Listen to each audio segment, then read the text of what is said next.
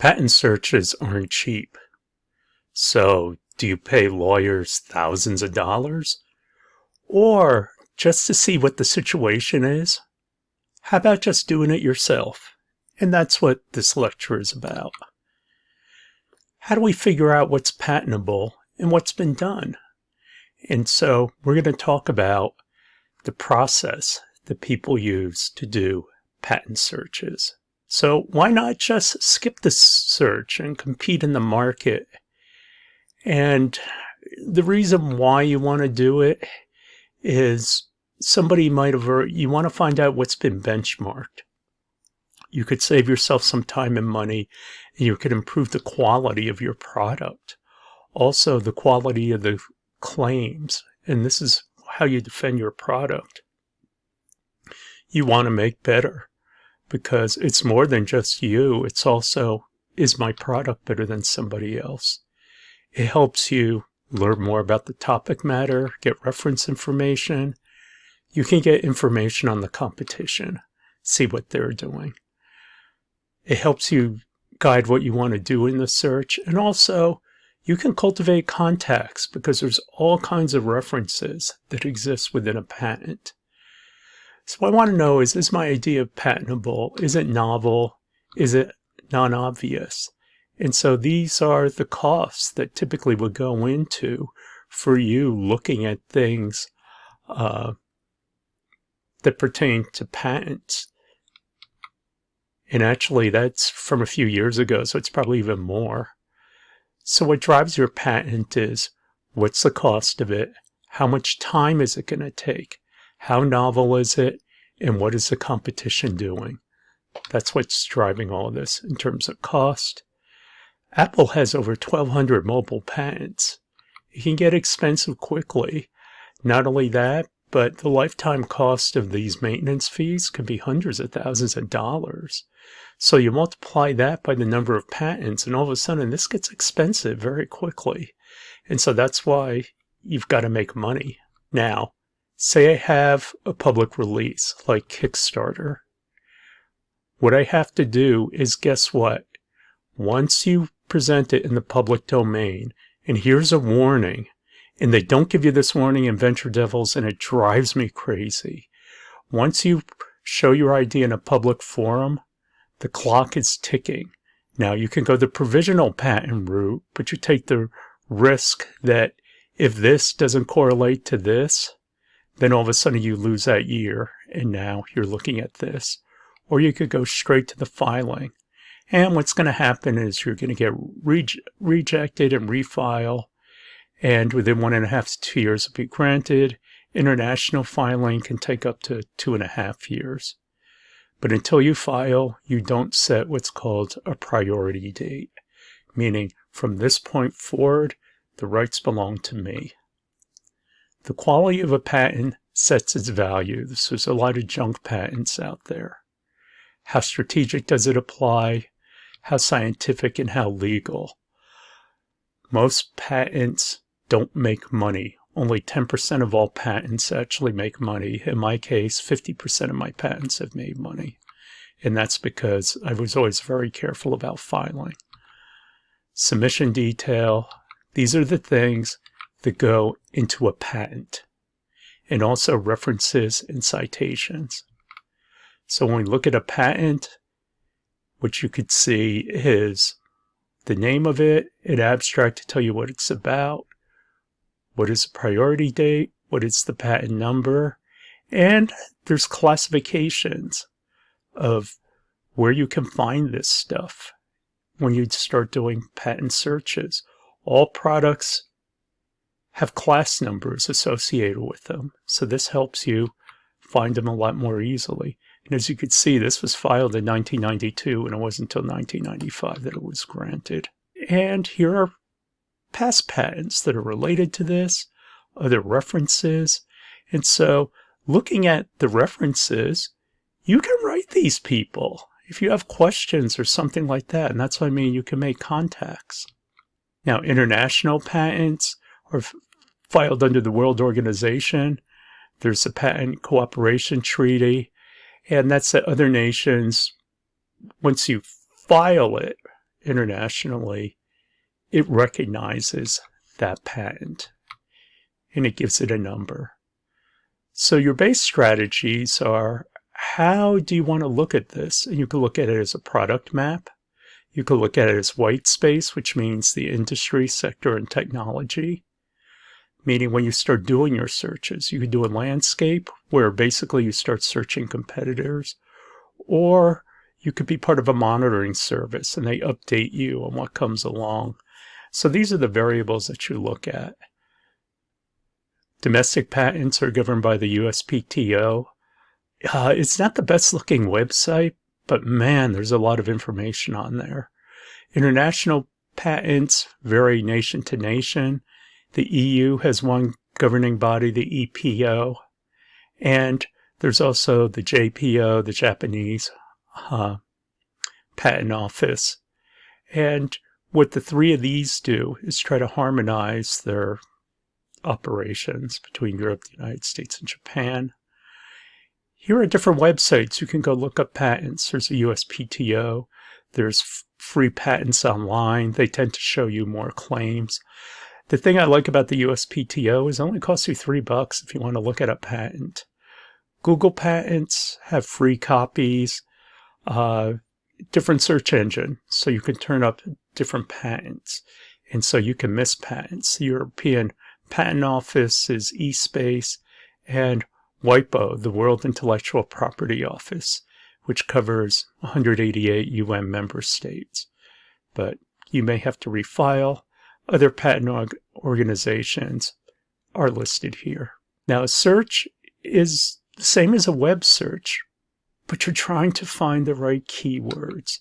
They're expensive, and patents are written by lawyers. So this is why I never wrote my own patents. Some people do, because I don't know the lawyerese, so I never had the nerve to do it.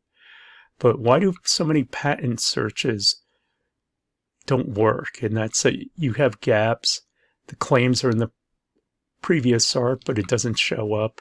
You have weak search terms.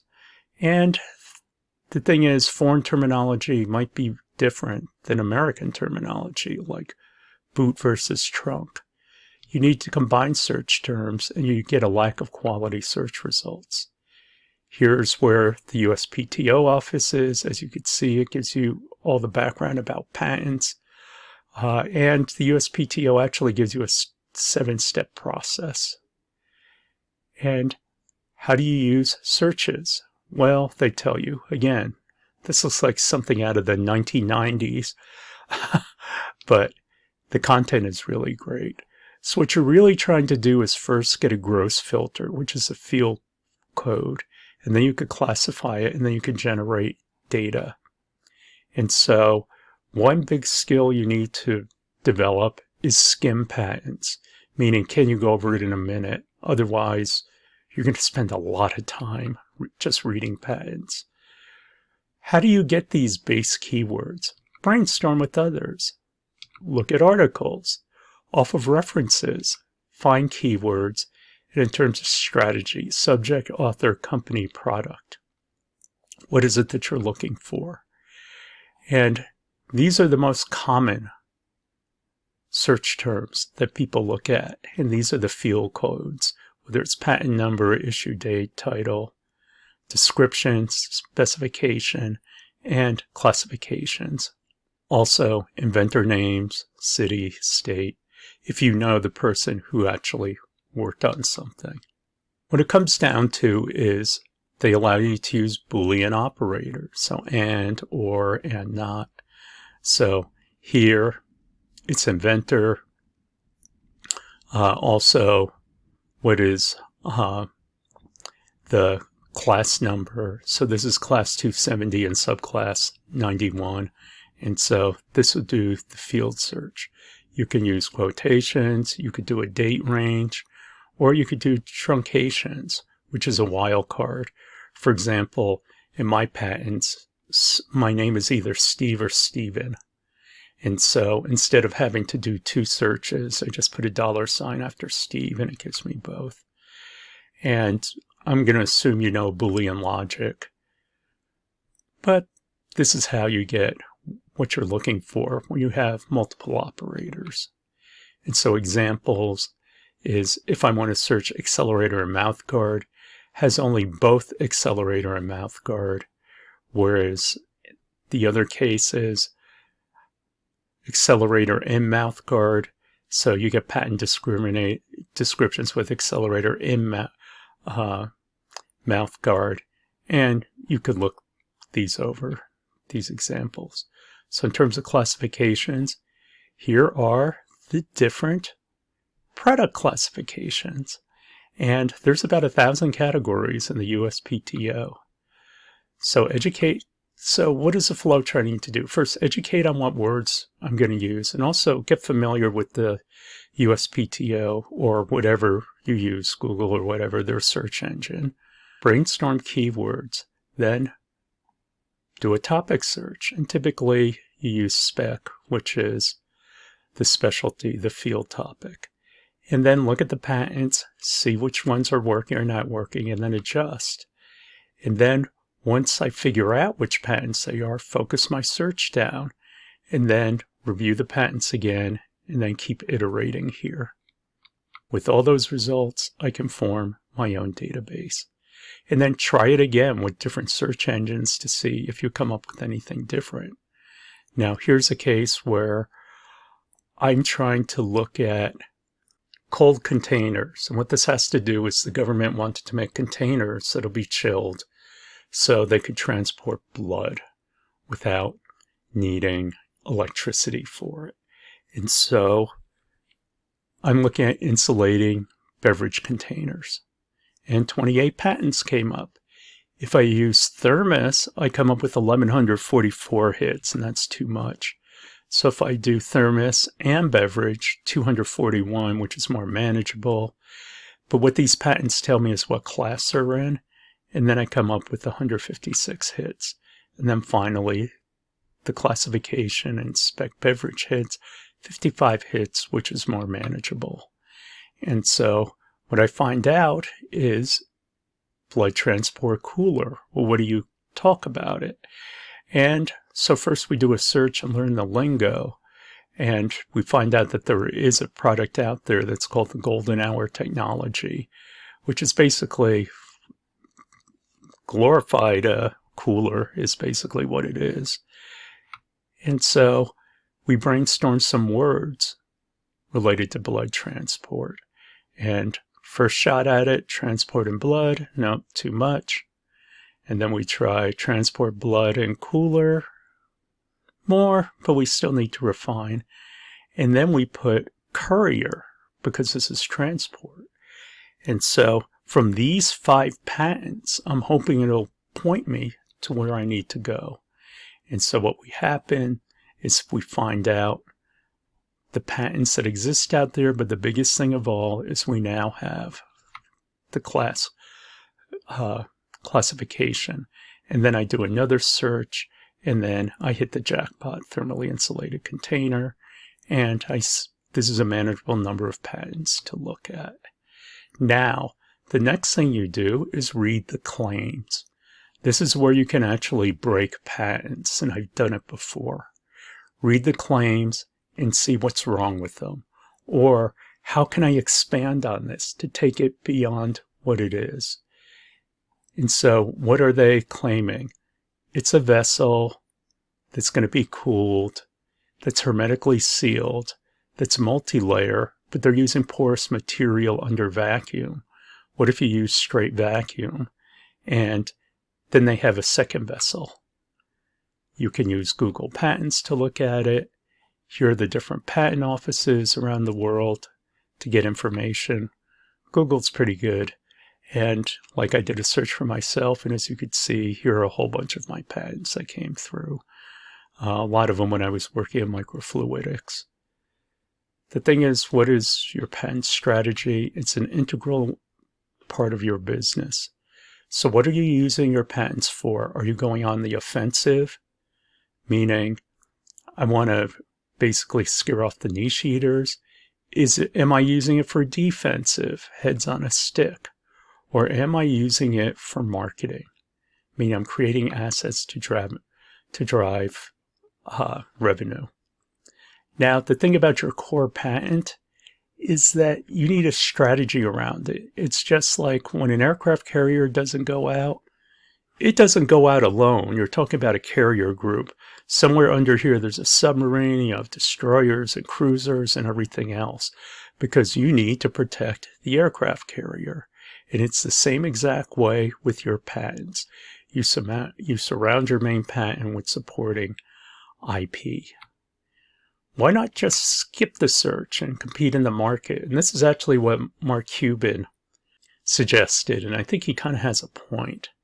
Is the prior art is not part of the company's core competence, so you need to have some kind of marking of it.